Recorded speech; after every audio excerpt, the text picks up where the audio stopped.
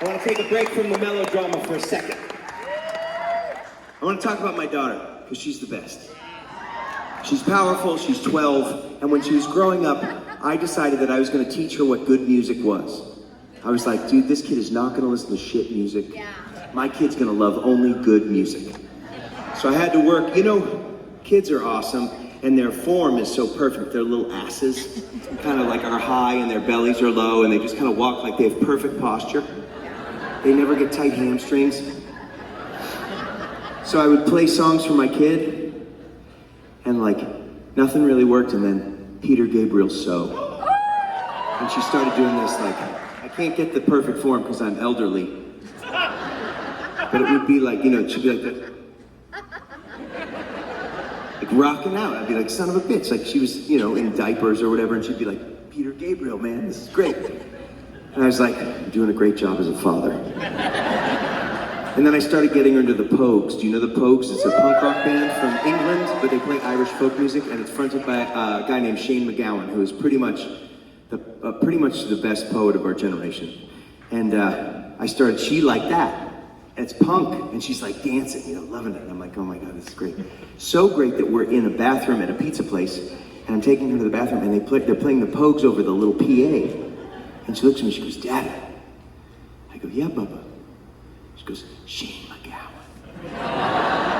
And I came out of the bathroom like, Mama, I've done my job. She's like, fuck you have, I pushed her out of my vagina. You have a lot more to do.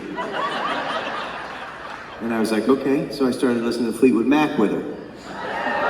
She liked Rumors. I was like, this is great, this kid's gonna be, I'm like, dude, telling every parent, like, I don't know what your kid likes, but my kid is gonna be like, I love music more than I love anything in the world. There's only one type of music I can't stand. Musicals. Don't fucking judge me. There's a lot of judgment that could happen tonight, but I appreciate your trust fall. So I hate musicals. Hate it. So when my kid started to love musicals, I was like, oh shit. I love my kid, I hate musicals. What am I gonna do? Well, I'm gonna learn to love musicals. So, the first thing she said was like, I really want to go see Hamilton. And at the time, I didn't know what that was, right? And I said, I don't know what that is. What is it? And when you explain a musical to someone, it's the kiss of death. Like if I said to you, you're like, what are you going to spend 2 hours watching, Matt? And I'm like, oh, it's an orphan. And they sing at the orphanage, and then a really rich guy comes and takes her. Then he returns her. You just be like, what the fuck kind of thing is this? You're like, it's Annie. It's the hit musical Annie. Or like, I think when I was a kid, I saw Cats in Boston, and that made me want to jump in the sea. Like watching adult people just be in leotards like this.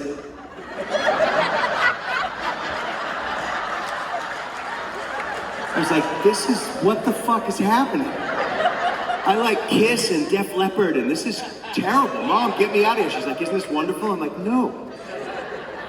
So we go see Hamilton, right? And I'm sitting there, and it starts, and they come out, and like 10 minutes in, I'm in tears. I'm like holding my kid's hand. I'm like, Bubba, this is the best. She's like, get off me. I'm like, no. I'm like, musicals are life.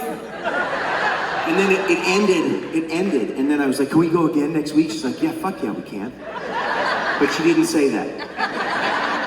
She said, heck yeah, we can, Dada. So then we went, and I was like in love. I was having the best time. Then COVID.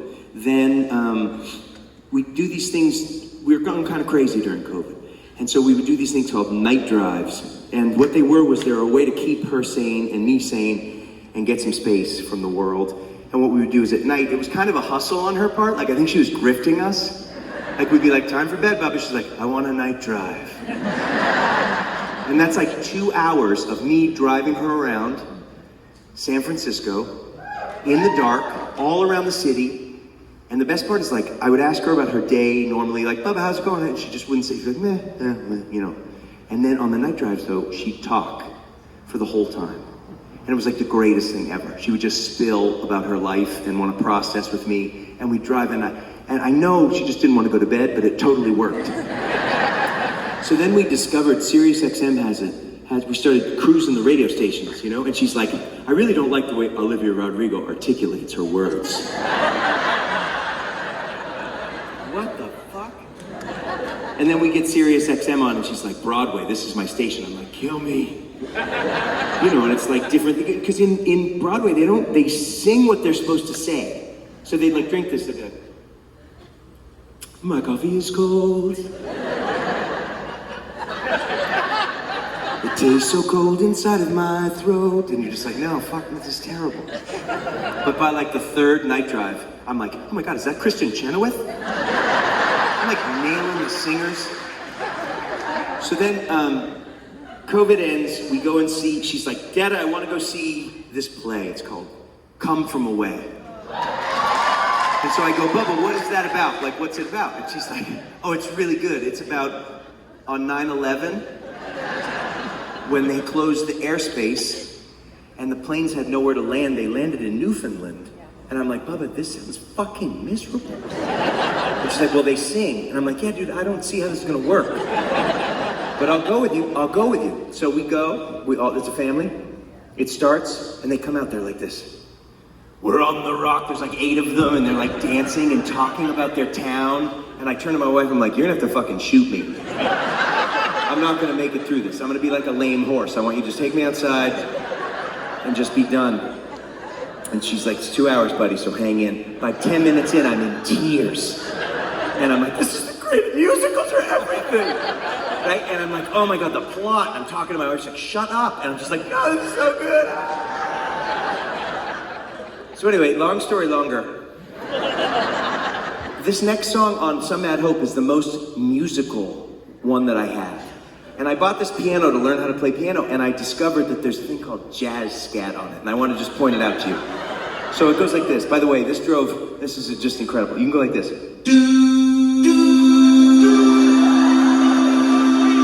And it has different percussive elements. So those same notes like this. Down, up, down. I mean, I did this for, literally, my best friend and I did this for 3 hours, and my wife was in the kitchen, she's like, it's funny, it's not funny anymore.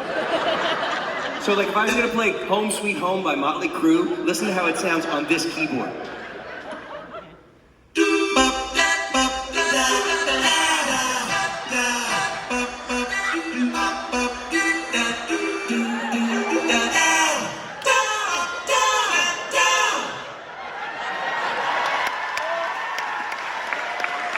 So anyway, I wanted to do the first part of this song because I'm going to try and convince my kid to come to the show. And she's not going to come, but I want to convince her to come. And I'm going to convince her to come by telling her that I've done a musical version of this song. So I'm working on it every night, just woodshedding. So if you'll bear with me, I'd like to do this next song, just the first part, as a musical, then we'll do it for real. Hold on, give me a second.